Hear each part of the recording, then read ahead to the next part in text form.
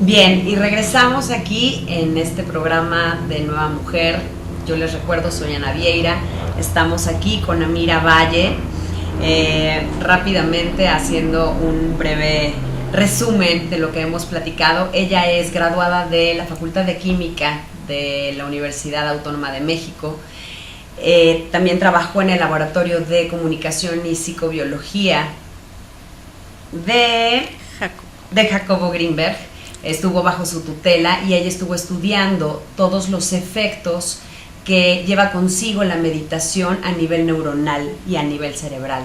Entonces, es autora también de un libro que se llama Alicia en el País de la Conciencia, y nos va a hablar en un ratito más acerca de este nuevo libro que se llama El Regalo del Elefante, que es Mindfulness para niños de 3 a 90 años. Así es que ya ven la extensa edad que es para todas las edades, ¿no? Así es. Pues bienvenida otra vez, Amira. Gracias, Ana.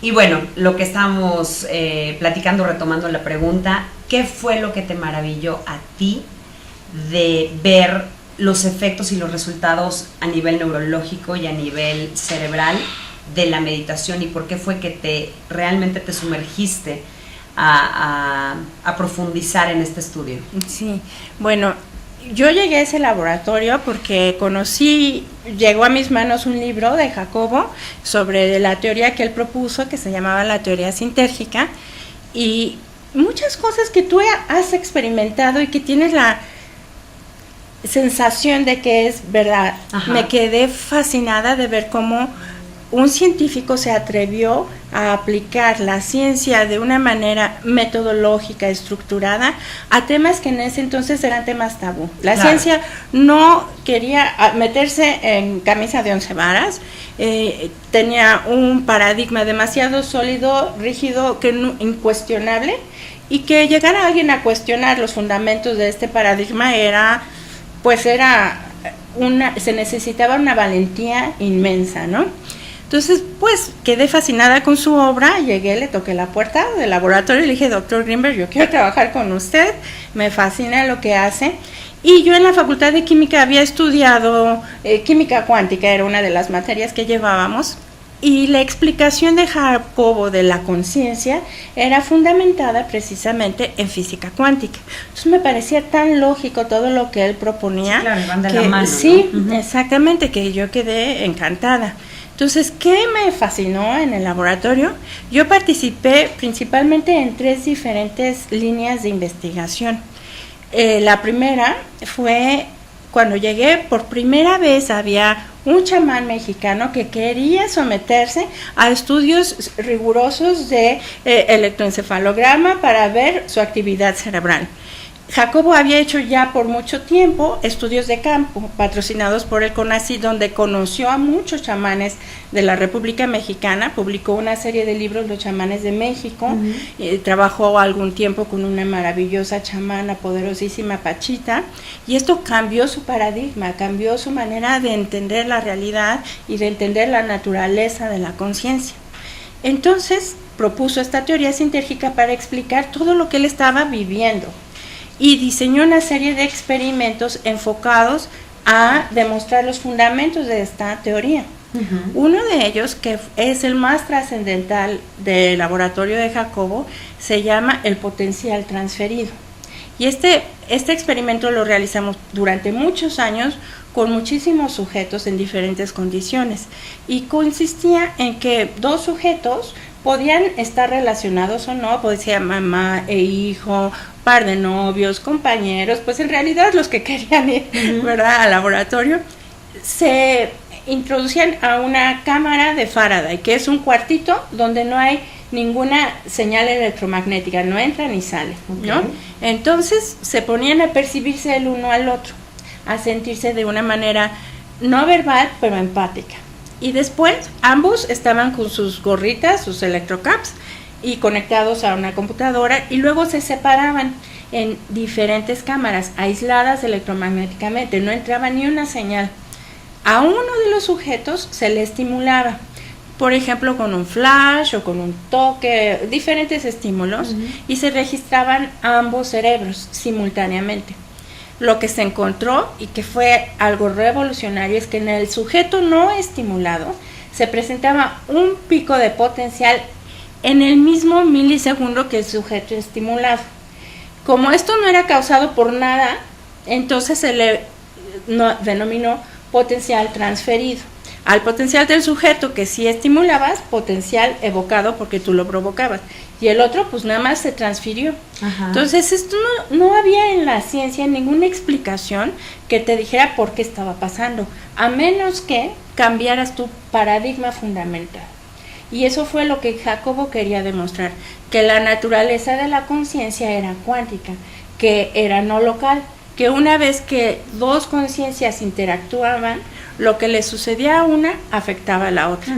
Y para mí esto es algo revolucionario, algo independientemente de que si demuestra la naturaleza cuántica de la conciencia, lo cual es maravilloso, tiene unas implicaciones increíbles.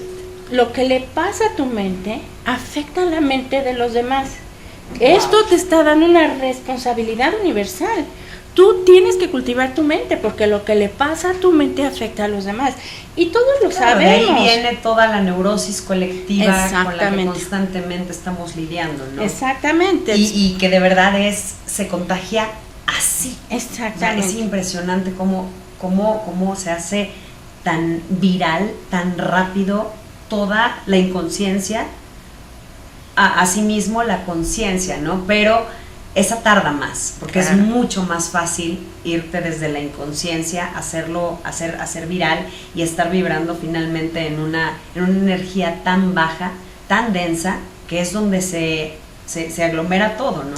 Y es que es lo que estábamos hablando precisamente al principio de Mindfulness. Tu reacción automática de piloto automático suele ser atacar. Exacto. Atacar o huir, porque es tu reacción de sobrevivencia.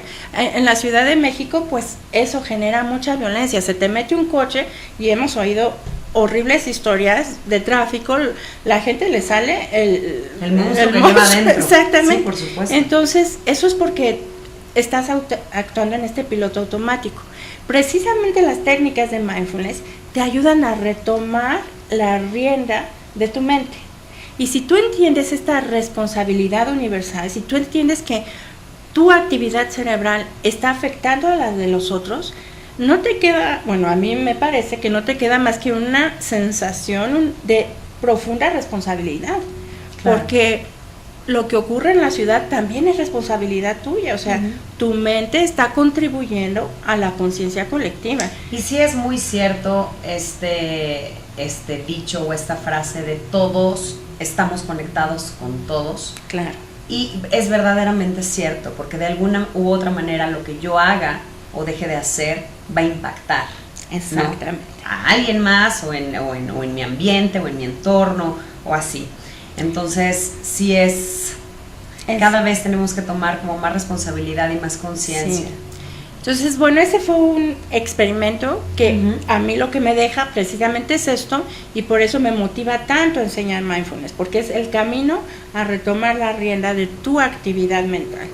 Otro experimento en el que participé fue precisamente en estudiar la actividad cerebral de este gran chamán mexicano que se llamaba Don Rodolfo de Jalapa, y lo que encontramos fue que cuando Don Rodolfo estaba en un estado de meditativo profundo, que él le llamaba estado de éxtasis, era su denominación, y era el estado en el cual él curaba, la actividad de su cerebro era completamente diferente que en el estado de vigilia y completamente diferente de un sujeto ordinario que no realizaba prácticas, ¿no?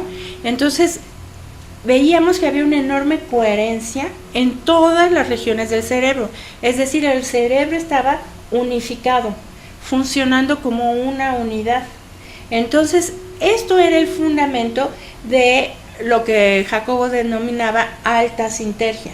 Entonces, cuando un cerebro tenía alta sintergia, podías percibir cosas mucho más sutiles, como por ejemplo los perritos que pueden percibir sonidos que nosotros no podemos percibir porque son de alta frecuencia, o la luz ultravioleta que no percibimos porque es de muy alta frecuencia.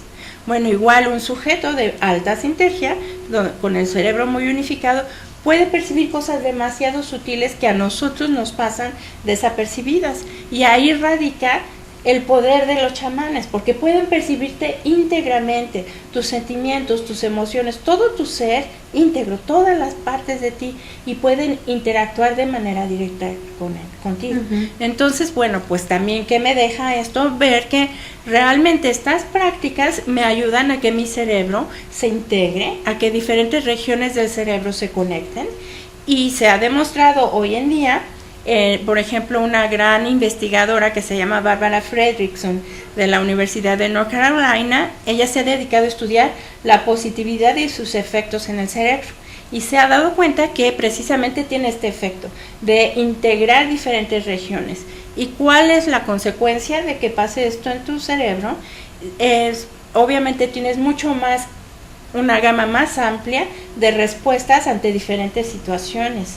Tienes menos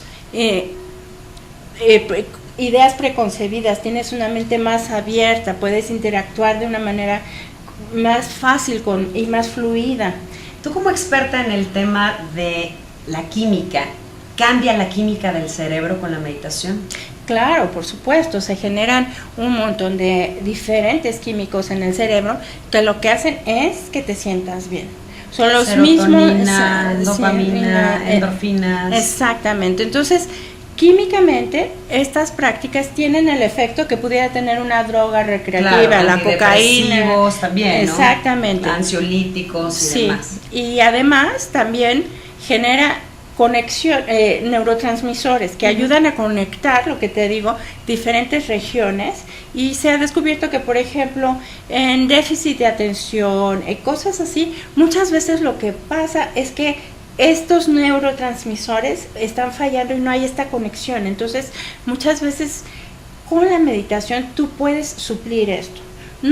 No te estoy diciendo que si tú realizas prácticas de mindfulness y estás diagnosticado con déficit de atención y estás medicado, no lo vas a dejar inmediatamente, pero sí está comprobado que una meditación sistemática que haces por un tiempo largo va a generar químicos en el cerebro que te ayudan a conectar todas estas regiones.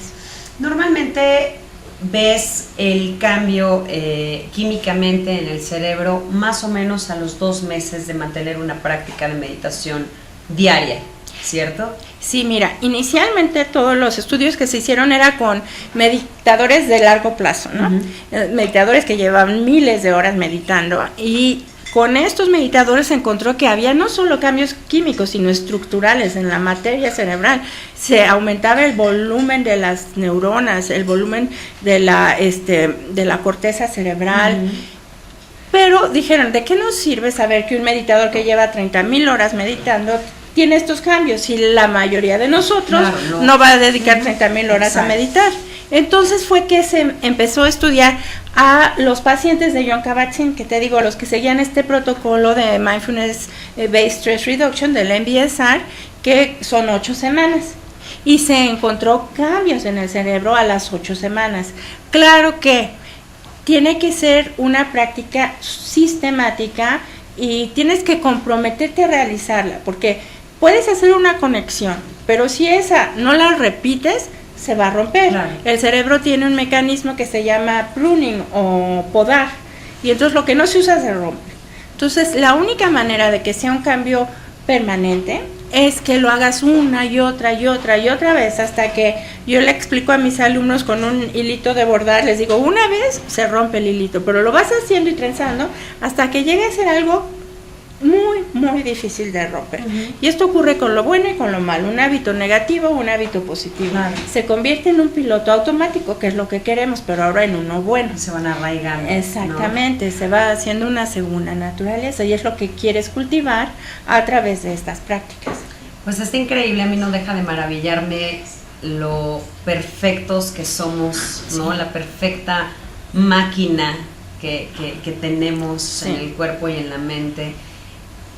Creo que la única cuestión es que no la sabemos usar correctamente, pero la perfección existe, existe tal cual es, y este tipo de herramientas y este tipo de alternativas nos dan esa posibilidad de ir adentrándonos a conocernos más, ¿no? Y poder tener esta injerencia en nosotros mismos.